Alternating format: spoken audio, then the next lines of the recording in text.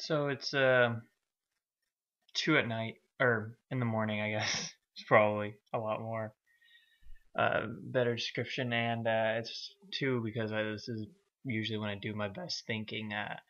This is a review 18 plus for Rainbow Factory. Now, if you are under the age of 18, I apologize, but I would prefer you turn off this video for legal reasons because I cannot be recommending something that is considered a grimdark nature of anyone under the age of 18, and that's exactly what I'm going to do. I'm going to be recommending this story. I'm going to be reviewing this story.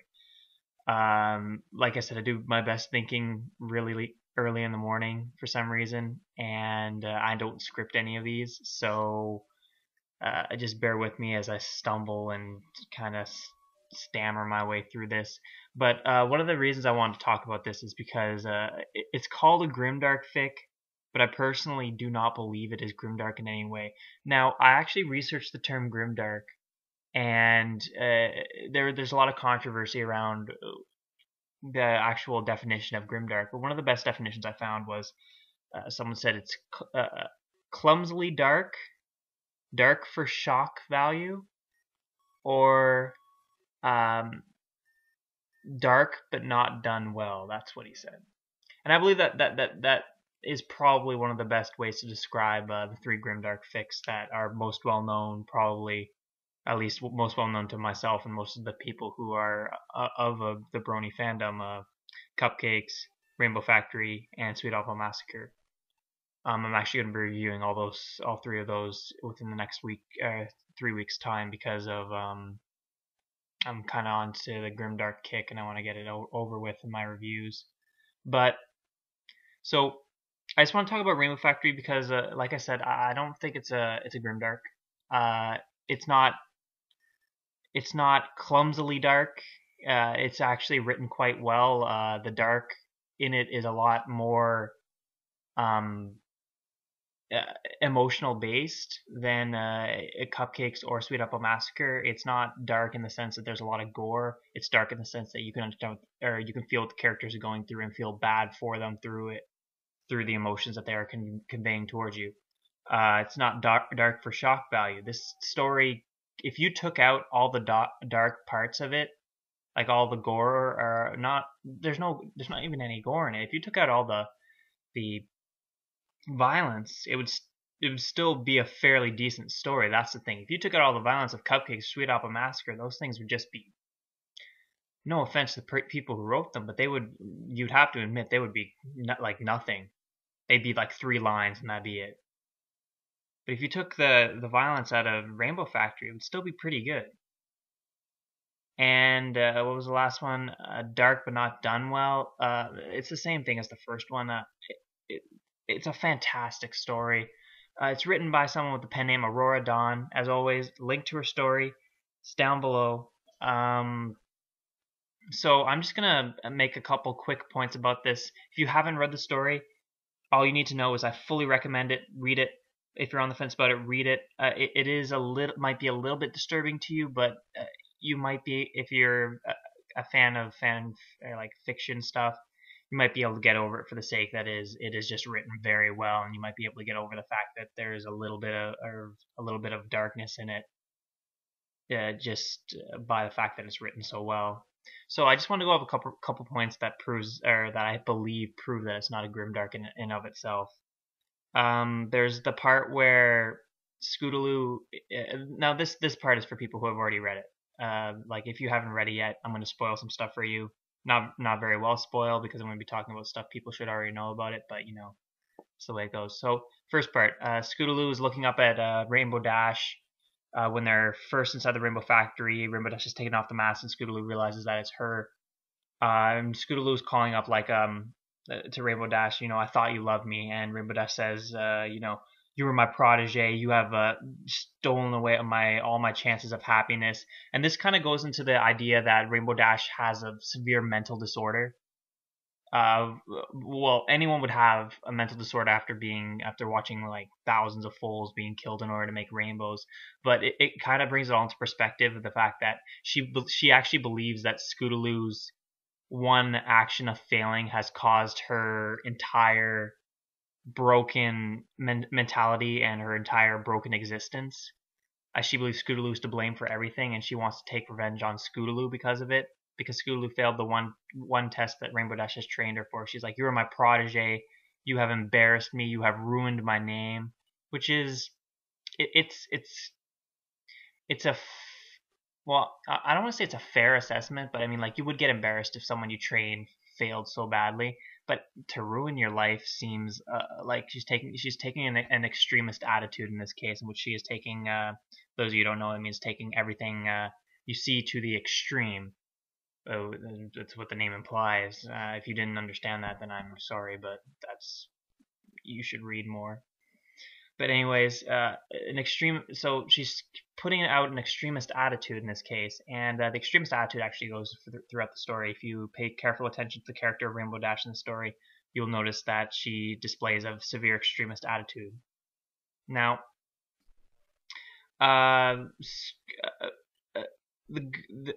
okay, so 2 points I want to bring up: the character of Orion and the character of Aurora. I should say. I have trouble pronouncing that name for some reason. Aurora Dawn. If I ever say Auradon, I mean Aurora. It's just an out of speech thing. I can't talk properly. But Aurora Dawn and Orion, when they both died, the cool thing about it is that there's very little blood. Now, Cupcakes and Sweet Apple Massacre relied heavily on blood in order to make it scary, but this book is scary without blood, and that's what I believe one of the things that separates it from the title of Grimdark. Because Orion has his ribs broken and they jut out of his skin, but nowhere in the text does it say that there's any blood. The only time blood is referenced is near the end when it's on Rainbow Dash and when it's on the machine. Aurora Dawn has both her wings ripped off. Again, there's no blood.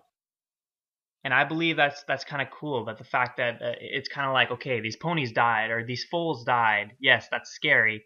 But we have an actual plot that we can fall back on, and we don't need to rely on the gore in order to make it good. So I thought that separates a bit. Well, one thing I want to kind of do that talk about, it doesn't really separate all that much, but I kind of wanted to give a shout out to Aurora Dawn for this. I know I'm giving a shout out to her for the entire story, but I wanted to give this one thing you don't see very often. She kills her own OC in it. And as most of you guys know, I know most bronies out there will know, your OC is usually an extension of yourself, just in a pony form. So killing yourself in a story is a very hard thing to do. So I wanted to give a bro hoof to Aurora Dawn for that, because hey, if she's willing to suffer that much for art, she's willing to kill herself for her art, you know she's serious about this sort of thing. So back on topic, we were talking about 3 points I want to talk about. So there's the lack of blood, there's the psychological aspect behind it, and then there's the final scene I want to talk about. Now, this is a kind of a big jump, but this is when Scootaloo's chained down and she's staring up at Rainbow Dash. Now, the final scene between these two characters is so it's underrated because it's underdeveloped. Now, this is not to insult Aurora Dawn, but if she had managed to somehow make the final confrontation between the two a little bit longer, I think a lot more people would have gotten it, and a lot of people would have been a lot more happy with the ending, because I see a lot of people complaining about the ending, saying it was too short. Now, what I would think, what I get from this ending by reading it over and over again is this: Rainbow Dash is covered in blood, her blood from crashing into the pipes willy-nilly, trying to chase down Scootaloo. When she's chasing down Scootaloo, she has no regard for herself. Her mentality is kill Scootaloo, kill Scootaloo. She ruined me. If I kill her, everything will get better. And that's classic psychosis problems right there. But we won't even get into that because we already know that she's crazy at this point. But she's suffering from delusions. She's suffering from a lack of pain and empathy. She's not feeling the pain as she crashes into pipes that burn her and are ripping off her hair and cutting her face, and she's bleeding everywhere, and she's covered in the blood of Orion and Aurora and all the foals she's killed in order to get to Scootaloo. And she's staring down at Scootaloo, who is chained down. The one pony who she's probably felt closest to as family before, the one pony who has guarded her sanity throughout the years of her having to do this Rainbow Factory sort of thing. The one pony that she has probably looked upon as a daughter almost, a mentee, someone she has cared for. And at that moment, she wants nothing more than to just brutally murder her. And Scootaloo looks up into the eyes of Rainbow Dash, sees that she's covered in blood from her love interest, from her friend who sacrificed her life in order to buy her some time, in the blood and of all the foals and foals is a gender neutral term, right? Yeah, foals who rebelled with her and tried to buy her some time so she could get out and tell the ponies what is happening in the Rainbow Factory. And she looks up and she's kind of realizing she's failed. She's failed all of them. Orion and Aurora's deaths are going to be for nothing. And she looks up at her hero, the one pony she's idolized for her entire life. The one pony she's aspired to be like. The one pony, it's almost fan canon that Scootaloo is an orphan. The one pony she looked upon as a mother figure, as her only family. And all she sees in her eyes is murderous intent. Her hero wants nothing more than to kill her. And the scene that could have played out between these two characters, just the mental state between them, where Rainbow Dash feels nothing but hate and contempt towards the filly that she used to love. And Scootaloo can't feel hate and contempt because she loves her too much. Is like, it takes a lot of reading between the lines, but if you can actually get it, it's fantastic. And that's my only one gripe with the story, is that could have been exploited so much better. But it ends, sorry, I have something on my screen and it's bugging me. It ends with the controversial, it's quite controversial line. I'm not sure why it's controversial. I probably would have, I probably wouldn't want it ended any other way. A line of Scootaloo saying you have beautiful eyes. It leaves it up for interpretation. Allows you to be as sick and deranged as you want to be, or as happy and fluffy as you want it to be as well. But apparently Aurora is writing a sequel, so we won't really get the luxury of having that ending anymore now. Quick note: if she is writing the sequel, don't go to her page and start spamming her with ideas. She's clearly stated that she already has ideas for it, and she doesn't need your guys' help. And clearly from the story before, she knows what she's doing. So kind of leave it up to the professionals, huh? So those three things, I believe, prove it. The final scene kind of sums it up as it's a mental horror, it's a psychological horror, it's a physical horror, but it's not a grimdark. It's not clumsily dark. It's dark because it digs into the recesses of your mind and makes you think of all these deranged things. But like I said, I love the fic Rainbow Factory. I thought it was very well written. Aurora Dawn, if by some ungodly reason you managed to stumble upon this video, thank you. Thank you for catering to a group of us who love My Little Pony, love the happiness and the friendship and everything about it, but it also caters to the darker recesses of everyone's mind. And, you know, as long as I believe we don't overdo it, the occasional dark fic like that never hurts anyone. As long as they don't make it canon, because that would just be disturbing. Alright guys, that's my review of Rainbow Factory. Thank you very much for listening. Expect a Brony You Should Know video later this week. And then sometime soon I'm going to be posting reviews for Cupcakes and Sweet Apple Massacre. And I will also do Brony You Should Know videos for those two, near those two as well.